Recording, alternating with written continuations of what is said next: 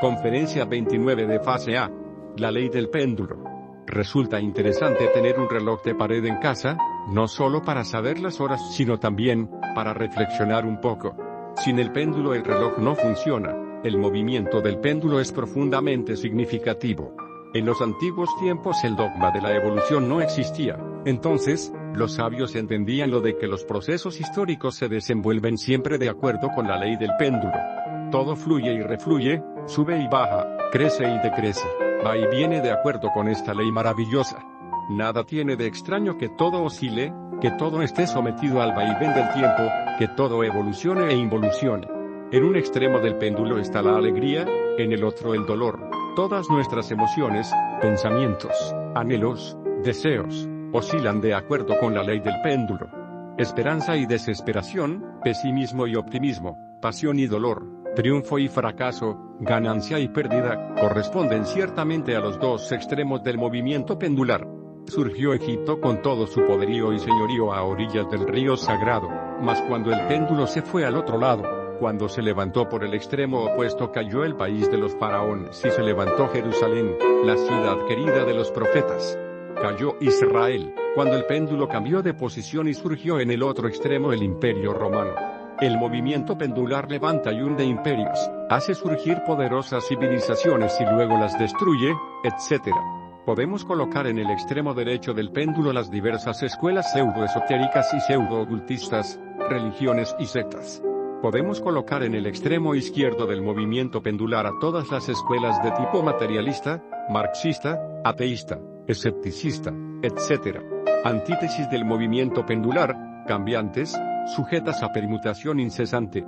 El fanático religioso, debido a cualquier acontecimiento insólito o decepción, puede irse al otro extremo del péndulo, convertirse en ateísta, materialista, escéptico. El fanático materialista, ateísta, debido a cualquier hecho inusitado, tal vez un acontecimiento metafísico trascendental, un momento de terror indecible, puede llevarle al extremo opuesto del movimiento pendular y convertirle en un reaccionario religioso insoportable. Ejemplos: un sacerdote vencido en una polémica por un esaterista, desesperado se tornó incrédulo y materialista. Conocimos el caso de una dama ateísta e incrédula que debido a un hecho metafísico concluyente y definitivo, se convirtió en una exponente magnífica del esoterismo práctico. En nombre de la verdad, debemos declarar que el ateísta materialista, verdadero y absoluto, es una farsa, no existe. Ante la proximidad de una muerte inevitable, ante un instante de indecible terror, los enemigos de lo eterno, los materialistas e incrédulos pasan instantáneamente al otro extremo del péndulo y resultan orando, llorando y clamando con fe infinita y enorme devoción. El mismo Carlos Marx, autor del materialismo dialéctico, fue un fanático religioso judío, y después de su muerte, le rindieron pompas fúnebres de gran rabino.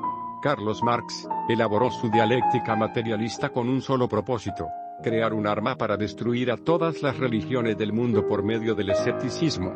Es el caso típico de los celos religiosos llevados al extremo. En modo alguno podría aceptar Marx la existencia de otras religiones y prefirió destruirlas mediante su dialéctica. Carlos Marx cumplió uno de los protocolos de Sion, que dice textualmente: no importa que llenemos el mundo de materialismo y de repugnante ateísmo, el día en que nosotros triunfemos, enseñaremos la religión de Moisés debidamente codificada y en forma dialéctica, y no permitiremos en el mundo ninguna otra religión.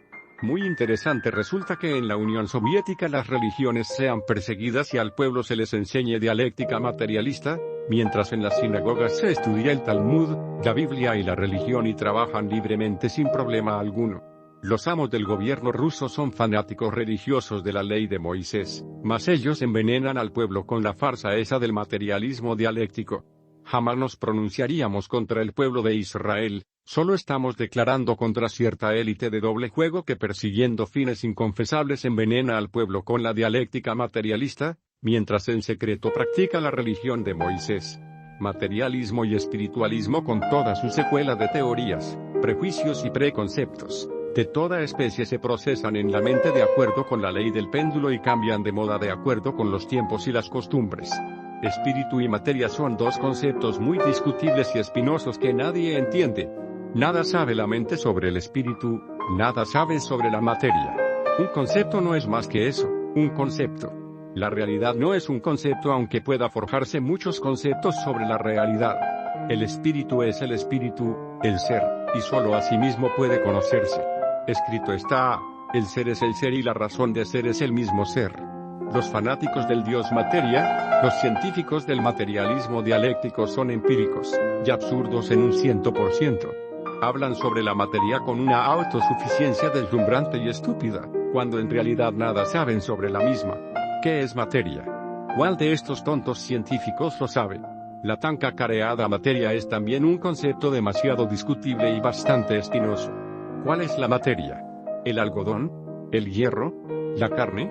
¿El almidón? ¿Una piedra? ¿El cobre? ¿Una nube o qué? Decir que todo es materia sería tan empírico y absurdo como asegurar que todo el organismo humano es un hígado o un corazón o un riñón. Obviamente una cosa es una cosa y otra cosa es otra cosa, cada órgano es diferente y cada sustancia es distinta. Entonces, ¿cuál de todas estas sustancias es la tan cacareada materia? Con los conceptos del péndulo juega mucha gente, pero en realidad los conceptos no son la realidad. La mente solamente conoce formas ilusorias de la naturaleza pero nada sabe sobre la verdad contenida en tales formas. Las teorías pasan de moda con el tiempo y con los años. Si lo que uno aprendió en la escuela resulta que después ya no sirve, conclusión, nadie sabe nada. Los conceptos de la extrema derecha o de la extrema izquierda del péndulo, pasan como las modas de las mujeres, todos esos son procesos de la mente, cosas que suceden en la superficie del entendimiento, tonterías, vanidades del intelecto. A cualquier disciplina psicológica se le opone otra disciplina, a cualquier proceso psicológico lógicamente estructurado se le opone otro semejante, y después de todo, ¿qué? Lo real, la verdad, es lo que nos interesa, mas esto no es cuestión del péndulo, no se encuentra entre el vaivén de las teorías y creencias. La verdad es lo desconocido de instante en instante, de momento en momento. La verdad está en el centro del péndulo, no en la extrema derecha y tampoco en la extrema izquierda. Cuando a Jesús le preguntaron, ¿qué es la verdad?, guardó un profundo silencio. Y cuando al Buda le hicieron la misma pregunta, dio la espalda y se retiró. La verdad no es cuestión de opiniones, ni de teorías, ni de prejuicios de extrema derecha o de extrema izquierda. El concepto que la mente puede forjarse sobre la verdad, jamás es la verdad. La idea que el entendimiento tenga sobre la verdad nunca es la verdad. La opinión que tengamos sobre la verdad, por muy respetable que ella sea, en modo alguno es la verdad. Ni las corrientes espiritualistas, ni sus oponentes materialistas, pueden conducirnos jamás a la verdad. La verdad es algo que debe ser experimentado en forma directa, como cuando uno mete el dedo en el fuego y se quema, o como cuando uno traga agua y se ahoga. El centro del péndulo está dentro de nosotros mismos y es allí donde debemos descubrir y experimentar en forma directa lo real, la verdad. Necesitamos autoexplorarnos directamente para autodescubrirnos y conocernos profundamente a sí mismos. De la verdad solo adviene cuando hemos eliminado los elementos indeseables que en su conjunto constituyen el mí mismo. Solo eliminando el error viene la verdad. Solo desintegrando el yo mismo, mis errores, mis perjuicios y temores, mis pasiones y deseos, creencias y fornicaciones, encastillamientos intelectuales y autosuficiencia de toda especie, adviene a nosotros la experiencia de lo real. La verdad nada tiene que ver con lo que se haya dicho o dejado de decir, con lo que se haya escrito o dejado de escribir, ella solamente adviene a nosotros cuando el mí mismo ha muerto. La mente no puede buscar la verdad porque no la conoce. La mente no puede reconocer la verdad, porque jamás la ha conocido. La verdad adviene a nosotros en forma espontánea cuando hemos eliminado todos los elementos indeseables que constituyen el mí mismo, el yo mismo. En tanto la conciencia continúe embotellada entre el yo mismo, no podrá experimentar eso que es lo real, eso que está más allá del cuerpo, de los afectos y de la mente, eso que es la verdad. Cuando el mí mismo queda reducido a polvareda cósmica, la conciencia se libera para despertar definitivamente y experimentar en forma directa la verdad. Con justa razón dijo el gran Kabir Jesús, conoced la verdad y ella os hará libres. ¿De qué sirve al hombre conocer 50.000 teorías si jamás ha experimentado la verdad? El sistema intelectual de cualquier hombre es muy respetable, mas a cualquier sistema se le opone otro y ni uno ni otro es la verdad. Más vale autoexplorarnos para autoconocernos y llegar a experimentar un día en forma directa, lo real, la verdad. Concepto y realidad. ¿Quién o qué puede garantizar que el concepto y la realidad resulten absolutamente iguales? El concepto es una cosa y la realidad es otra y existe tendencia a sobreestimar nuestros propios conceptos. Realidad igual a concepto es algo casi imposible, sin embargo la mente hipnotizada por su propio concepto supone siempre que éste y realidad son iguales. A un proceso psicológico cualquiera correctamente estructurado mediante una lógica exacta, se le opone otro diferente reciamente formado con lógica similar o superior. Entonces, ¿qué? Dos mentes severamente disciplinadas dentro de férreas estructuras intelectuales discutiendo entre sí, polemizando, sobre tal o cual realidad creen cada una en la exactitud de su propio concepto y en la falsedad del concepto ajeno, mas cuál de ellas tiene la razón. ¿Quién podría honradamente dar garantes en uno y otro caso? ¿En cuál de ellos, concepto y realidad resultan iguales? Incuestionablemente cada cabeza es un mundo y en todos y en cada uno de nosotros existe una especie de dogmatismo pontificio y dictatorial que quiere hacernos creer en la igualdad absoluta de concepto y realidad.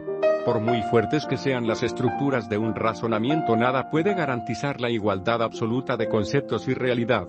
Quienes están autoencerrados dentro de cualquier procedimiento logístico e intelectual quieren hacer siempre coincidir la realidad de los fenómenos con los elaborados conceptos y esto no es más que el resultado de la alucinación razonativa. Abrirse a lo nuevo es la difícil facilidad del clásico. Desgraciadamente la gente quiere descubrir, ver en todo fenómeno natural sus propios prejuicios, conceptos, preconceptos, opiniones y teorías. Nadie sabe ser receptivo. Ver lo nuevo con mente limpia y espontánea. Que los fenómenos le hablen al sabio sería lo indicado. Desafortunadamente los sabios de estos tiempos no saben ver los fenómenos, solo quieren ver en los mismos la confirmación de todos sus preconceptos. Aunque parezca increíble, los científicos modernos nada saben sobre los fenómenos naturales. Cuando vemos en los fenómenos de la naturaleza exclusivamente nuestros propios conceptos, ciertamente no estamos viendo los fenómenos sino los conceptos. Empero, alucinados los tontos científicos por su fascinante intelecto, creen en forma estúpida que cada uno de sus conceptos es absolutamente igual a tal o cual fenómeno observado, cuando la realidad es diferente. No negamos que nuestras afirmaciones sean rechazadas por todo aquel que esté autoencerrado por tal o cual procedimiento logístico. Incuestionablemente la condición pontificia y dogmática del intelecto en modo alguno podría aceptar que tal o cual concepto correctamente elaborado, no coincida exactamente con la realidad. Tan pronto la mente, a través de los sentidos, observa tal o cual fenómeno, se apresura de inmediato a rotularla con tal o cual término cientifista que incuestionablemente solo viene a servir como parche para tapar la propia ignorancia. La mente no sabe realmente ser receptiva a lo nuevo, mas sí sabe inventar complicadísimos términos con los cuales pretende calificar en forma autoengañosa lo que ciertamente ignora. Hablando esta vez en sentido socrático, diremos que la mente no solamente ignora, sino además, ignora que ignora. La mente moderna es terriblemente superficial, se ha especializado en inventar términos hechos dificilísimos para tapar su propia ignorancia. Existen dos clases de ciencia, la primera no es más que ese podridero de teorías subjetivas que abundan por allí. La segunda es la ciencia pura de los grandes iluminados, la ciencia objetiva del ser. Indubitablemente no sería posible penetrar en el anfiteatro de la ciencia cósmica, si antes no hemos muerto en sí mismos. Necesitamos desintegrar todos esos elementos indeseables que cargamos en nuestro interior, y que en su conjunto constituyen en sí mismos, el yo de la psicología. En tanto la conciencia superlativa del ser continúe embotellada entre el mí mismo, entre mis propios conceptos y teorías subjetivas, resulta absolutamente imposible conocer directamente la cruda realidad de los fenómenos naturales en sí mismos. La llave del laboratorio de la naturaleza, la tiene en su mano diestra el ángel de la muerte. Muy poco podemos aprender del fenómeno del nacimiento, mas de la muerte podremos aprender todo. El templo inviolado de la ciencia pura se encuentra en el fondo de la negra sepultura. Si el germen no muere, la planta no nace. Solo con la muerte adviene lo nuevo. Cuando el ego muere, la conciencia despierta para ver la realidad de todos los fenómenos de la naturaleza tal cual son en sí mismos y por sí mismos. La conciencia sabe lo que directamente experimenta por sí misma, el crudo realismo de la vida más allá del cuerpo, de los afectos y de la mente. Gráficos complementarios. A un ascenso siempre le sigue un descenso de igual magnitud. La línea del medio es la verdad. El punto crítico permite contemplar los dos extremos para trascenderlos. El péndulo interior. Para alcanzar la comprensión debemos evitar polaridades.